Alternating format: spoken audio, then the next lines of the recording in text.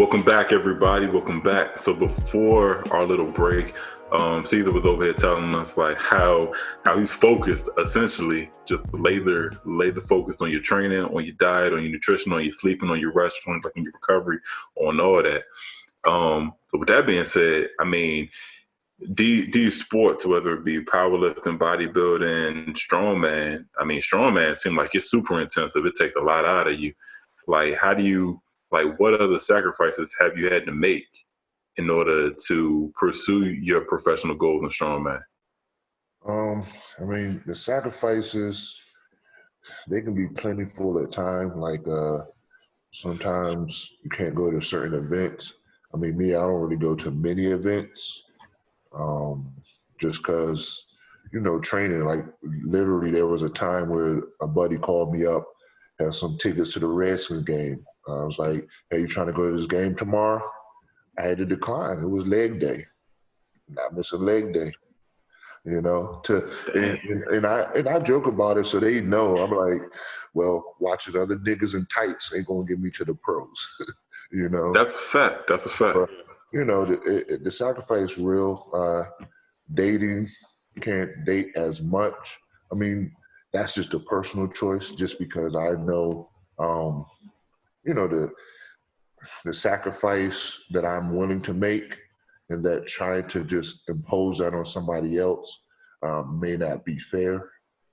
So, you can get lonely at times, but, you always believe that once you become a pro, you'll be able to, pick up, or those sacrifices are worth it. Career-wise, I'm fortunate. I'm an educator, so summer's off, holidays off. So not as much. Not gonna lie, there are days where, like I said, I teach. So there are days where I'm like, the students got to come to my desk because I'm squatting heavy tonight. Can't have my hips and knees hurting, But at this point, because like I said, I've been training since 14. The sacrifices really don't even bother me as much as if you were new into it. Having to say, okay, I can't drink. Another example, I was my frat brother. I was the best man at his funeral. I mean, not his funeral.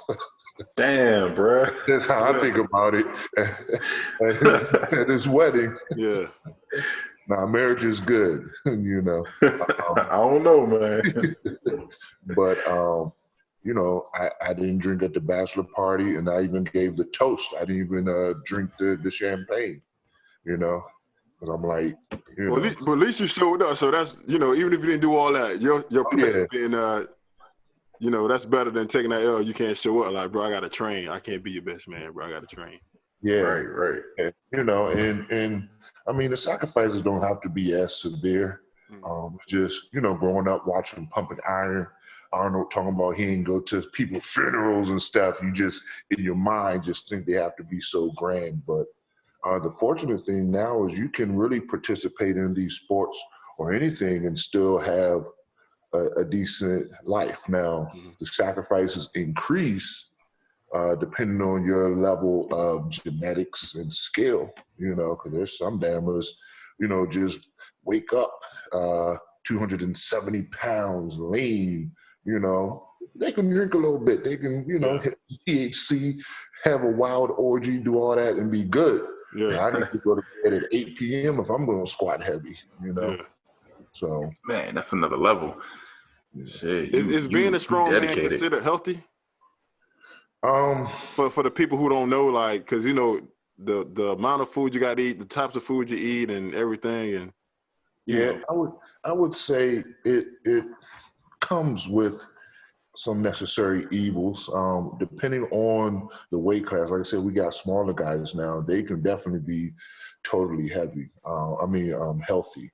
Yeah. But like, I'm 5'11", 305 pounds. So how's that getting up in the morning out of bed? It sucks, because even when you're muscular or fat, your body's not built to sustain that much weight at 5'11". Yeah.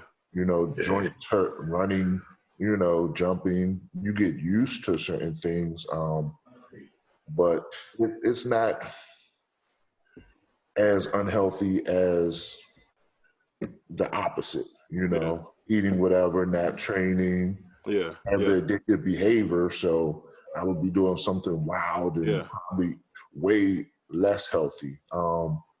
Then with the potential for injury and things of that nature, you know, the average person would not consider it healthy, but it is relatively healthy. You know, the same as bodybuilding.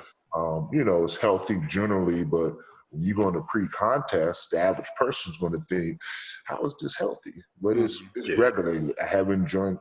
My kidneys are okay. I'm monitoring my vitals. That's what's up. That's what's up. But what is that diet like? For me, I try to keep it because I didn't start off at 300. I really started off in, 2008. I was maybe 200 pounds. Damn. So, you know, as you get bigger and bigger, you know, your body responds differently. So I don't eat too much red meat just because, you know, indigestion, things of that nature, being this weight. But some people can. But for me, salmon, like yesterday, I think I had about 2 pounds of salmon. I did eat a steak. Wait, you mean yesterday you had 2 pounds of salmon? Yeah. Damn, salmon ain't cheap. It's not, you know, but, you know, some days you do the more expensive route. Usually ground turkey because that's pretty cheap. Chicken breast. I'm not a fan of chicken thighs, but chicken breast, you know, but you're going to eat good 3 to 4 pounds of meat a day. Man. You have a hard time shopping and getting clothes, man, because you said you teach. Like, I remember when I had to report into the office and like button ups, I was dying because I had to button my shit up, my neck choking and shit, man. My traps all out. Then my pants. Oh yeah, it can be some of them rough. big, some of them I can't walk because my quads are like, bro, it was crazy. Yeah, it's crazy. It's hard. You just got to find like the right brand that fits your particular shape. And it's polos because the button ups are too uncomfortable. Yeah. Yeah. I was telling people, I'm like, yo, God bless me to work out because I can't wear none of that designer shit they be buying. I can't fit that shit. Yeah. Nah, that designer. That's why I be wearing hoodies all the time. Majority of the time, I ain't even 300 pounds, bro. Like, I be wearing hoodies a lot because I'm like, yo, for real, it's the only thing I can get really. I get away with sweatsuits and all that shit. But like when I wear other man, like jeans and all that shit, Yeah, and it's so uncomfortable. Slacks and everything, suits, man. Like, boy. Yeah, like, you got to get your shit tailor-made. If not, man, it's rough out here, boy. And that tailor-made, man, is rough unless you have a connect. Yeah. You could take a $50 suit, it's about $200. Yeah, if I was to get enough. Yeah. I'm like, I ain't even going nowhere. Yeah. So, I'm glad I'm not alone on that one. Yeah, it's rough. I mean, it'd be hard to shop, boy. Yeah. Whew. Man, I think I was talking with one of my boys like from college because he went from like 150 and now he's like 210. So he been putting on weight every year, and he finally at that stage now when he's like, man, I gotta get a new pair of pants and a new suit, and I just got a new suit 6 months ago, and now my pants don't fit and my jacket is too tight. Yeah, it'll be like that. I mean, luckily I haven't bought anything new because I know, like I told you, I'm on the road to 330, 340. So I refuse to buy. Yeah. Till I get wasting your money. Just save Yeah. it. Yeah, you might just wait until you at the final goal. Yeah, so, you know, I just be looking like Pee Wee Herman until then. And that's gonna be a whole nother. So when you hit that weight, your body got to get readjusted to carrying this new weight you got. Because I remember when I got to like 250, boy, when I tell you everybody, like, we talking about sleeping, I woke the whole house up, bro. Oh, yeah. Loud in the motherfucker. Yeah. Like, the weight, it was just too much. But after a while, I had got used to it. But I feel comfortable at that like 235, 240 weight. When I put on another 10, 15, 20, I'll be struggling. Yeah, it's no fun. Like once I get to 340 or whatever, I'm not going to stay there once I'm done competing. I really like 280. 280 is like ideal.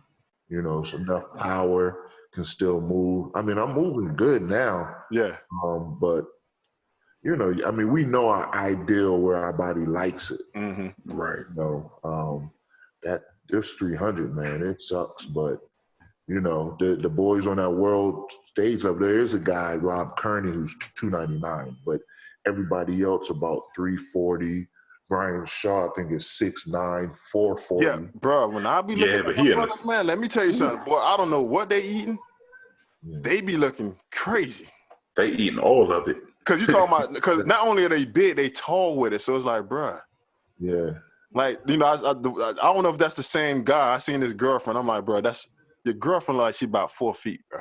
Yeah, same guy. I'm like, bro, what? Because even Thor's girl is, you know, pretty short. Yeah. But Brian Shaw and Thor like 6'9", 6'11". Yep.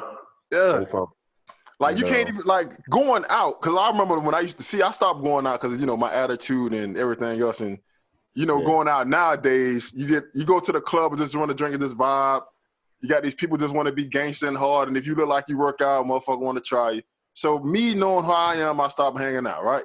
Yeah. But there would be times I'm like, you know, even when I was working doing security and shit at nightclubs, I'm like, yo, people used to tell me, bro, I would shoot the shit out you. Yeah. So I'm just imagining somebody like him, 6'9", like, bro, nigga shooting at you, bro. There ain't nobody fighting you, bro. Yeah, nobody's fighting. They putting that lead in your cuz early. Yeah, and they probably chilling because I ain't gonna lie. Ever since I was about 270, ain't nobody said anything negative to me. You know? Yeah. Like, so that's the limit. You everybody's friend. I mean, it helps that, you know, I'm not just an ass, but yeah. ain't nobody, you know, I pretty much can move how I want to move, and I'm not the biggest. There's a lot of 300-pound guys. Yeah. But it's just something, once you hit that, like, you're at that 250, so they like, that's NFL size. But when I was 250, bro, I went back home. My family was looking at me like, this nigga like he just came home. Yeah. I had cousins who used to torture me, like, they used to beat the shit out of my ass. They like in their 40s now. Niggas looking at me like, bruh. My own family members telling me like, bro, I will shoot the shit out you, boy, if you ever try to like. I'm like, yo, this is crazy. If my family members telling me this, I already know average person in the streets, bro, like looking at you like, you feel me? Yeah. When you hit this, because when you hit a certain size, it's like, and then you already know how you feel and shit. But see, like you said, you got to be one of those dudes who ain't about that shit. You know, some people, it get to their head. People who get bullied a lot, they put on size and then they start acting their ass and they fuck a lot of shit up. But like, if you one of those guys, like, man, this shit don't even mean nothing to me. Like, you know, I'm good. I ain't one of those type. I know who I am as a man. I'm good. I can go out and vibe. It's just sometimes you got people who just egg you on, especially being in Baltimore. I don't know how it is where you at, but like down here, man, look, these kids up here, man, and these dudes, when you go out and you trying to vibe and chill, down, yo, fuck wrong with with the muscles. Like, bro, I'm just trying to chill. I'm just trying to live my life. I just came here to get a little drink, man, to go back home. Cause I know you're gonna run to your truck if we start fighting. So it's like, I don't even want to go through that, man. Yeah, nah, it's real. So it's like a gift and a curse sometimes, man. You know, women like it. Then you got the flip side with the dumb shit of the track, so it'd be crazy. Yeah, nah, I definitely understand. I mean, and it's about the venues, you know. I can't be at no ratchet events anymore anyway. Yeah. So, you know, because they will probably try. They gonna buck. Yeah. I was teaching at a school called City Neighbor High School, and the other one was Lake Clifton. Okay. And mind you, a lot of the kids that was at these schools, you know, that I'm teaching at, a lot of them been through a lot of things. So I'm dealing with kids who are on medication, who've been raped, molested, anything you think of. So you got to keep your shit.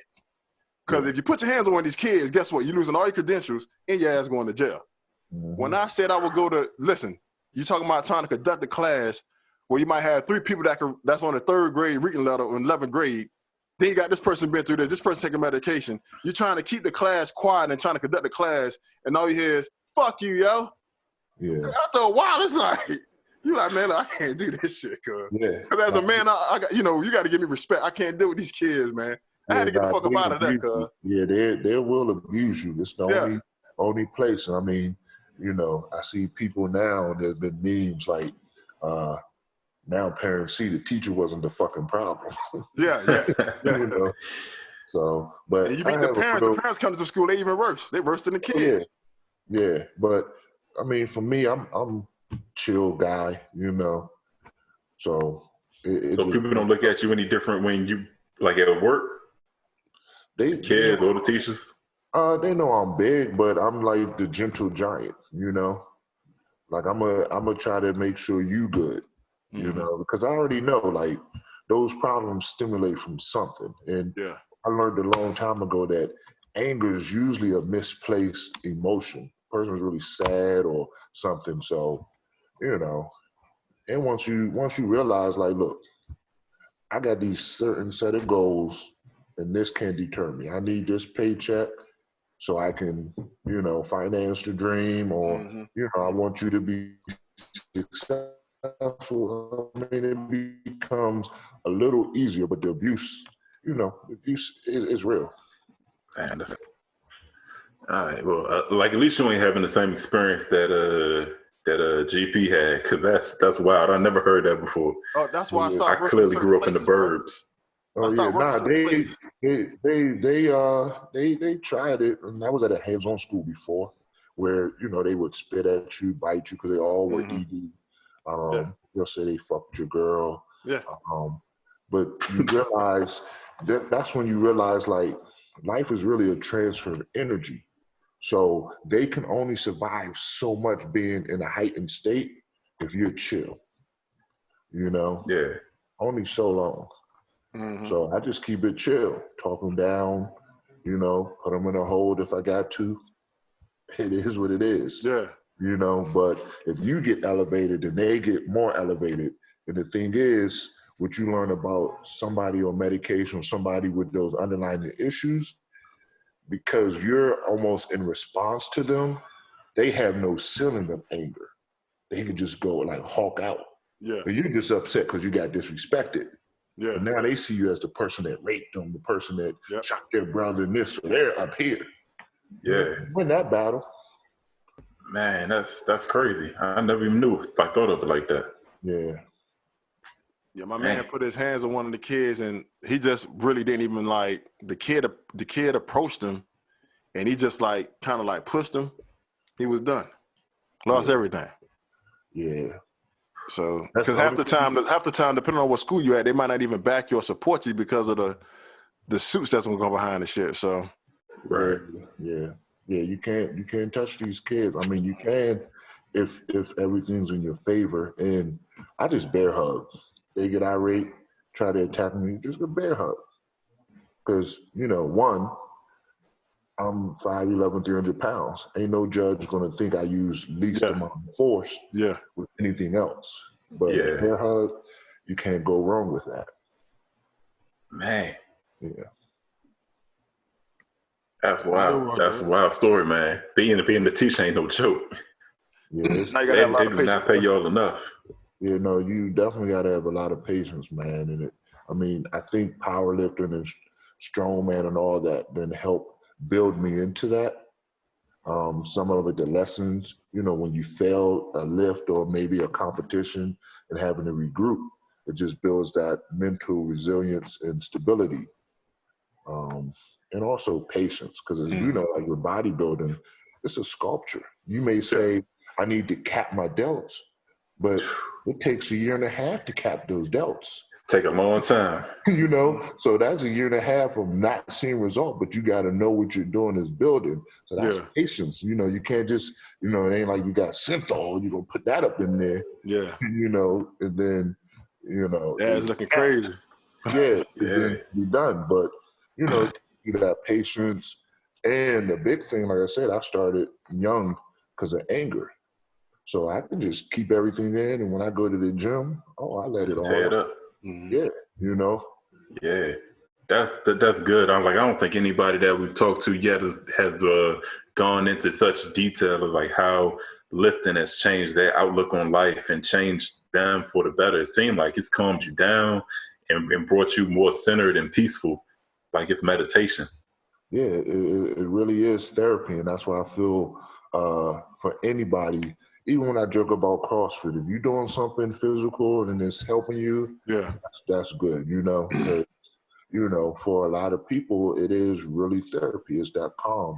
Or for some people, It may not be anger, but they may have a shit life in their idea, you know, work the job they hate. And when they go to the gym, that's when they're in control. That's when they can see 5, 10 people they know, they're the man or whatever, you know. So, you know. That's what a lot of people experience now due to this lockdown. They're appreciating the gym now. Like, damn, I didn't realize how much of a blessing this was to me just because of the mental aspect of it. Yeah, and I learned the hard way because I think I took some time off when I was in my 20s, early 20s, and the chicks would tell me, like, yo, you're different when you don't lift, you know, and, you know, I realized with reflection that it's true. So, like, that's a non-negotiable for me. Yeah, you know, like, I'm not giving up the gym. You may can come, you know, but if I give it up, the guy that you fall for with the drive and all this stuff, he may not exist. Man, you dropped a lot of knowledge right now, man. That's like life lessons. I love that. Yeah, trying, man. It's, you know, that's why I say I connect with Kai Green, because if you listen to him, he talks similar, and, you know, it's something he says about, you know, how much does he bench? And he's like, well, maybe this thing is just that thing that keeps me going. It's not about how much I bench. I'm like, damn, you know? Yeah, because some people, when you hit a goal, it's like, for some people, they feel like they're arrived. So if my goal was 450, I hit 450, then what? Yeah. Sometimes it got to be bigger than that. Yeah. And those are the ones, and he also talks about, like, to those top competitors. And I think it's relevant because Jordan just released a statement saying, after you see this documentary, people going to think he's a horrible guy. And I'm like, well, Michael Jordan? Yeah, because his documentary about to come out, and he said, people going to think he's horrible based on what they see. Yeah. Like, well, the top competitors, I think, in any sport, and Kyrie said, is there's a dark side to them, you know, a side that just clicks or whatever that, you know, the people who don't have that, and it's kind of like an alpha male thing, they're not going to understand. They're going to think you're a dick, you're just doing this, and you're like, no, I mean, like Kobe, you know, he had a drive. Killer instinct. That's what separated him from everybody. Yeah. And he knew there was a standard. And I think that game he dropped 80, was it 81? Well, his last game, whatever, was it 81 or 61? Whatever it was, one of the players was like, before the game, they were warming up.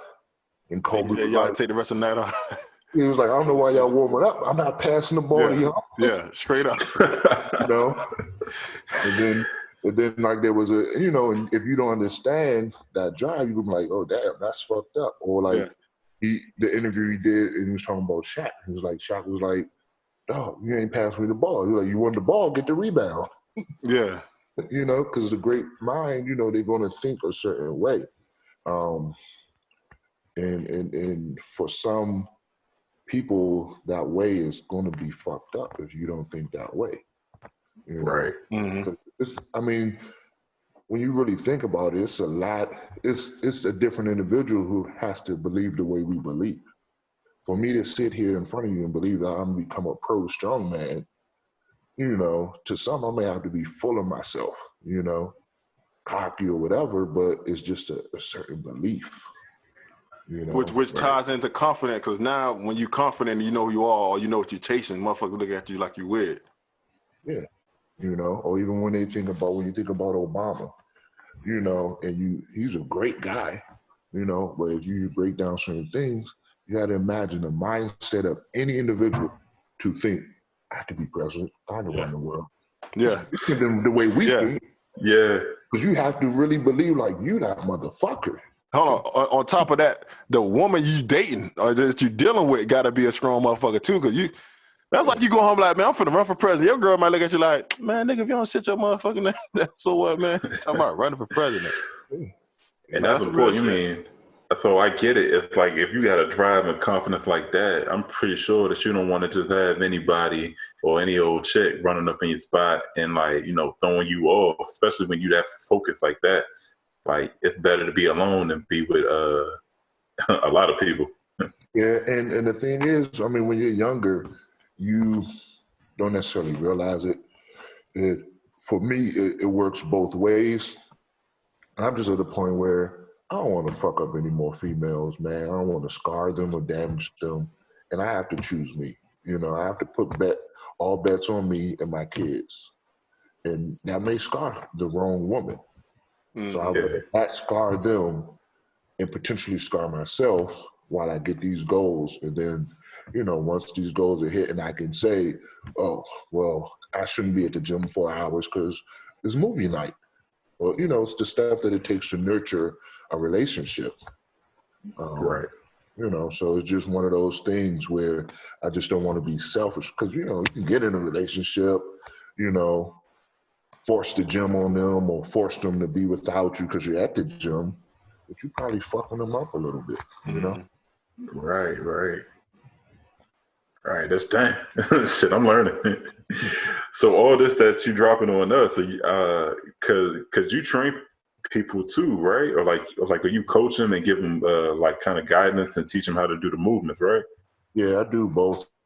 Coach them, the ones that need me hands-on for a particular time, I'll do that as well.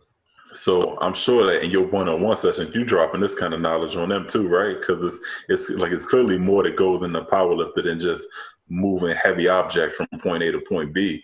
There's a whole mental shift. Yeah, it's definitely a mental shift. I mean, it depends on what they need, what they want. Sometimes you're just there to listen and get feedback based on their current situation. But yeah, I'm always trying to make those around me better because,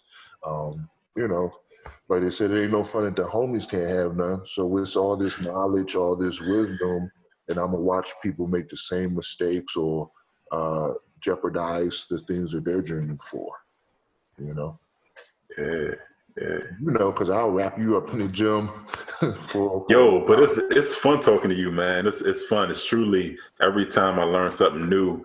And a couple of times you've helped me kind of understand how to squat better and how to deadlift like better too. So I appreciate all the time that I wrap you up. Yeah, and I love it, man, because it's all about, giving back. And, when you love it like we all three love the sport, just the information aspect of it, sharing it, living it, it all builds into it somewhat until we can get that big payday. It is a sense or a sort of pay, like I feel great when I finish talking to you or even this podcast because it's just the exchange of knowledge and common guide and all that, Helping somebody out. Yeah. Ain't nothing better than that. Yeah, and that's why I tell people I love social media, man, because when I was in college, Facebook was just coming. So I was the weird guy who was skipping the parties, going to the gym on Friday, who was saying, this is my happy hour. Now I can connect to people all across the world who feel the exact same way. So I don't feel alienated. I don't feel like, oh, I'm just weird motherfucker. Why am I not partying like everybody else? And those are things that I question about myself. During those times, I had to get over those hurdles alone. But now people don't have to get over that alone because they can see. They can go once the situation over on a Friday night and see, damn, there's 30 other motherfuckers who just like me. There's people in the gym, and the best people are the people that's in there on Friday night. Shit. So it's good. And information sources like y'all podcast is just amazing because without necessarily having to experience things, you're bringing knowledge to people that we can actually learn, like your other interviews, very informative and just, you can walk away feeling like, okay, I learned a life lesson or something that I can utilize. And that to me wouldn't be here if there wasn't social media and stuff. Not to mention, they're no telling who's going to come across this and how it's going to bless them. Oh, yeah.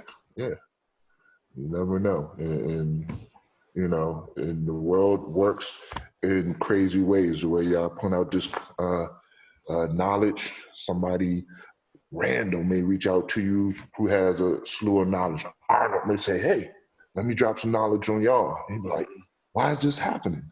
How do I deserve it? Because you just given to the universe. The universe going to give to you. Yep, that's a blessing. But go ahead, let us know. So what is your company or what is your business in which you train people? Let the world know. Yeah, so we can put it on the podcast. Oh, thank you. Dior Performance Systems. That's what I do for my training. Basically try to make everybody the best athlete they can be. It doesn't necessarily mean they'll play a sport, but just more athletic. Stronger you is always the best version of you. True that. So that's the premise behind that. I work with all people. There's a lot of people I coach and train, and they don't pay me anything. It's just about helping them become better, you know? Wow. I bet you about to be flooded now, man. Yeah, I mean, if you love something, man, give it away for free if you have to. Eventually, That's passion. You'll be okay. Yeah. Doing something Yeah, it'll come back that to you you. love to do without getting paid, because when you start getting paid, all it is a tip. Yeah, and if pay was your goal, like you mentioned earlier, say you want to make $1 million, what happens when you make $1 million? Now you're bored with training. Yeah. But if the goal was to change 1 million lives, whole different. Still got work to do. Guess what? By the time you change 1 million lives, you're gonna you see good. more than 1 billion. Yeah, you good. Look, you gonna have so many people giving to you and making sure you're good. That's the best feeling in the world. Forget the money. So that's the way to go, man. I got people right now who I can't train, but I impacted their life. So they might be off medication, they might lose weight, they might have lost X amount of weight or whatever. They still send me payments. Yeah. And I ain't even training them. They just, bro, look, because you impacted my life so much, not just on the losing weight, but just the talks during the sessions. Man, I know you ain't training me right now. I know we're on lockdown. Man, here you go. Yeah. You see what I'm saying? Just because that was like the side, that was like a tip. That's what I be telling people, like, you know, when you give back to the youth or give back to whatever you're doing, the kids or whoever, whatever it is that you do, you know what I'm saying? And then for you to be a teacher, you got to have a gift, because everybody can't teach. Everybody can't even sit down and talk to people the right way. You know what I'm saying? And so what I'm realizing even more, we go through so much in our lives and certain experience so that we can relate and not forget who we once was, so we can give back to these people that come behind us. And like you said, sharing information. I know 1,000 people that are strong, that lift weights and all that. Guess what? They ain't teach your ass how to squat correctly. You know what they're going to do? They're going to look at your ass like, motherfucker, stupid. So like, you know, there ain't too many people like you, bro. You feel me? Yeah. So like, this shit crazy, man. But that's why you're always going to be blessed, though. You feel me? Yeah. Wait, but on that note, so what do you do if you see somebody using some like janky form in the gym and you want to help them, but they didn't ask you? Like, how do you approach that? Typically, you got to try to sense their vibes. So, like, if they look like they don't want to be bothered, I don't bother them, because, like I said, it could be therapy, and even though they're doing it wrong, they letting some steam off. I may wait till the next time, but typically I try to greet them, ask them something about what they're doing, because the coach or the trainer that just looks at your YouTube video or whatever and says that form is wrong, they may not be incorrect, but they're not complete in their analysis, because they don't have your injury history. They don't know why you're doing such things. You may be cord squatting because you have bad knees or knees were replaced or something like that. So I would ask questions first. Once I figure out, okay, then I will help them with whatever needs to be helped, you know? Okay. You know, most people, especially men, we hate being corrected when we're wrong on something. Yeah. Well, that's why some of us can't receive correction. So you telling somebody what they've been doing for, ain't no telling how long, you tell them it's wrong.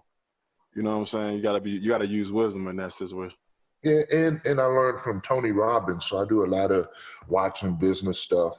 You got to speak to people in terms of their value and usually results. So like Derrick could tell you, like if I'm talking to him about something, I don't just correct. I tell him how it gets him to somewhere that I know he wants to go. He wants a bigger deadlift. I say, oh, you hit this helps your glutes grow. That deadlift going to shoot up. Oh, boom. You know, if I'm just like, oh, you're doing this wrong, and you don't know why, then it won't help. So, you know, that's why those questions help. Oh, hey, you've been benching how long? Oh, I see you got the little wide. Okay, your shoulder ever hurt? The dude, yeah, man, mine did too. I went in close, bench went up 30 pounds. Oh yeah, bro, let me have it. You know, so yeah. I'm not gonna lie though. I'm not gonna pretend that having my stature doesn't help. You know. Oh yeah, yeah, man, you people was like see, walking yeah, they build. look Like, at you like gonna- he must be know what he's doing. Yeah, he must know. it helps. You know. Man, is a walking billboard of strength. No, because we live in a shallow world. If I was fat and obese trying to tell somebody to correct their form, they not listening to me. Yeah. But because of your physique and how you look, I'm gonna listen to what bro's saying. It helps. Now I'm not gonna lie, it is tricky when it comes to ladies because I try to respect their safe space, and I know some dudes use the gym to pick them up. So those are the ones. Oh, trust me, we know. We've been talking about this last year. That's been a conversation point. Yeah. So I know it gets a little tricky. So, I really read the vibes. Just try to help if I can. Sometimes I don't because me trying to help may mess up their whole mood. And it's therapy. I'd rather you learn eventually than me to come and set you off the wrong way. Right. Because then they won't even learn. Now, they'll just be mad. They won't even learn. If you're doing something that will possibly injure you, I intervene regardless. Because, I had to be a dick if that's what you want to think, but I'm not going to stand by you. I had my bicep ripped doing deadlifting. I'm not going to sit there and watch somebody else have that happen. Do your performance systems, is there anything else that you got going on? For the most part, that I do use like I said, the Alleviate cream.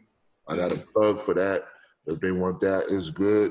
I mean, when you get older and your joints are hurting, like before squats, deadlifts, I throw it on there. So you can get me at Dior Performance Systems or at Black Homer Simpson. All right. And What's your IG? What's all your IG? links. You said your IG? Yeah. All right, Black good. Homer Simpson. And that's all going to be in the bio too. Yeah. So we'll shoot everybody over your way, bro. All right, appreciate you. It was fun. Keep doing what y'all doing. Y'all doing some good work. Yeah, man. Thank you so much. All right. All right, Fat Podcast. We out. We out. See your fat ass later.